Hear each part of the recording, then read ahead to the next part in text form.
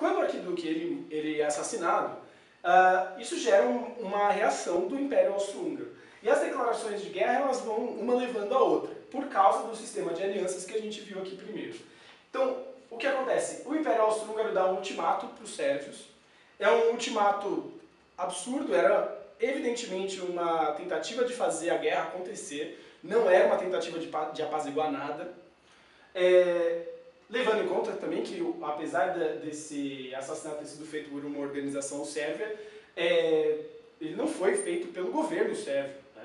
Então ele foi usado de pretexto. A guerra ela ia acontecer de um jeito ou de outro, e era do interesse dos alemães que ela acontecesse do jeito deles. Né? Então os alemães eles têm muito contato diplomático com os austro-húngaros para a redação desse ultimato, inclusive.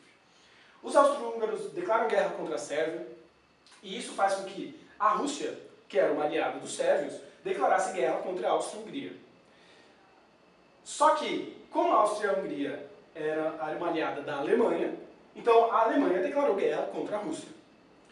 Então, só que como eles tinham essa aliança com os franceses e os ingleses, então a França e a Inglaterra vão declarar guerra contra a Alemanha. No primeiro momento, quem declara guerra contra a Alemanha vai ser só a França.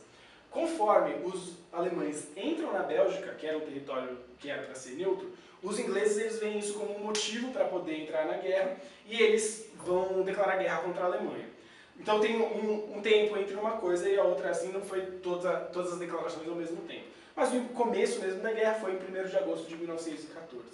E o pensamento era que essa guerra ia ser muito rápida, porque havia muitas mudanças tecnológicas, existia avanços muito grandes tinham sido feitos, e o planejamento alemão, na realidade, ele era muito bom. Então, a ideia era que, com o plano Schifflen, os alemães eles invadiriam a França primeiro, venceriam a França, com isso a Inglaterra poderia não continuar na guerra, porque a aliada mais próxima não estava ali, e tendo resolvido o problema na França, eles voltariam para a Rússia e venceriam a Rússia facilmente. Então, a maior parte, tanto de um lado quanto de outro, os franceses também achavam isso, que até o final do ano estava tudo resolvido. Então, em dezembro, eles iam jantar em Paris, os alemães, certo? Ou jantar em Berlim, no caso dos franceses. Só que o que acontece é que, por mais que a gente planeje, essa guerra ela vai assumir alguns contornos diferentes. Então, ela começa como uma guerra de movimento. É uma guerra em que os alemães eles avançam muito dentro da França. E depois eles conseguem avançar na Rússia, por exemplo. Eles acabam tendo que lutar a guerra nos dois frontes, que é o que eles não queriam fazer. Só que, depois que eles conquistam determinadas posições, eles se entrincheiram.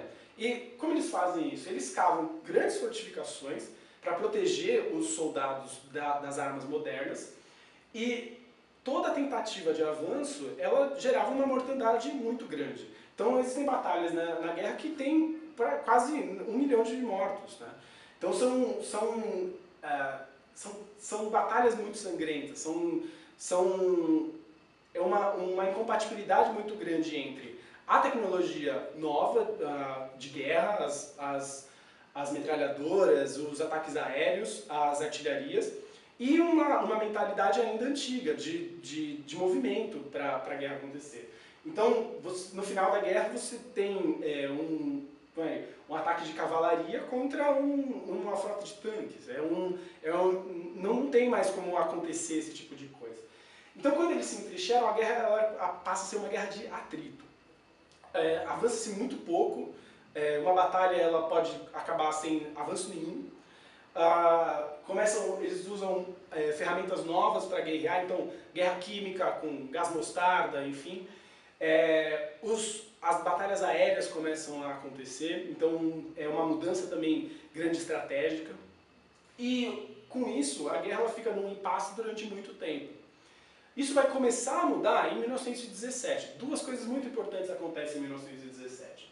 Os alemães conseguem invadir a Rússia e ganhar vitórias decisivas contra os russos. Os russos não conseguiram se organizar internamente de forma a continuarem continuarem na guerra eficientemente. Começam a perder muita gente, a insatisfação fica muito grande, a fome acontece na Rússia e acontece a queda do regime, isso é a Revolução Russa, que a gente vai ver mais pra frente, e com isso a Rússia sai da guerra. Isso libera os soldados para o fronte contra a França.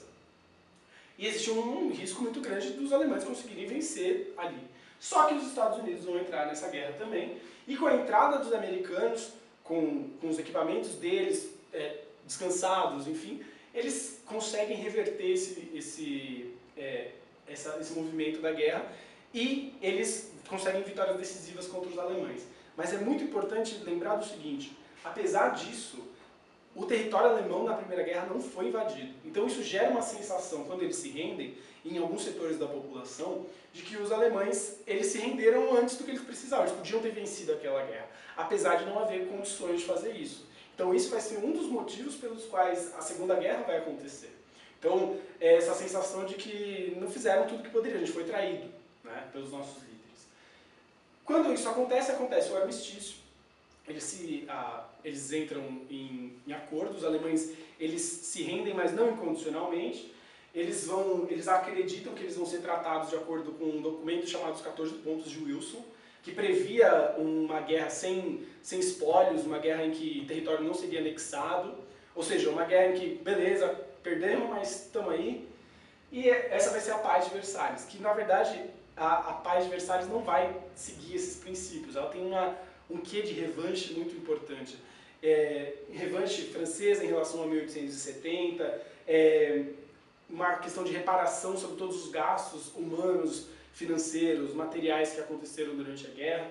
Então vai gerar uma insatisfação muito grande dos dois lados. Os dois lados vão achar que eles foram prejudicados nessa paz. Mas os alemães vão ter que pagar uma reparação muito grande, vão se ver diminuídos, o exército vai ter que ter no máximo 100 mil homens, eles vão ter uma limitação muito grande do que eles vão poder fazer depois.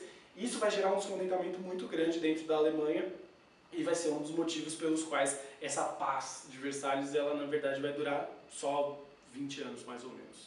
Então a Primeira Guerra ela termina de uma forma meio melancólica, porque a gente sabe o que vem na sequência, e a guerra que era para acabar com todas as guerras, ela na verdade vai gerar uma guerra muito maior.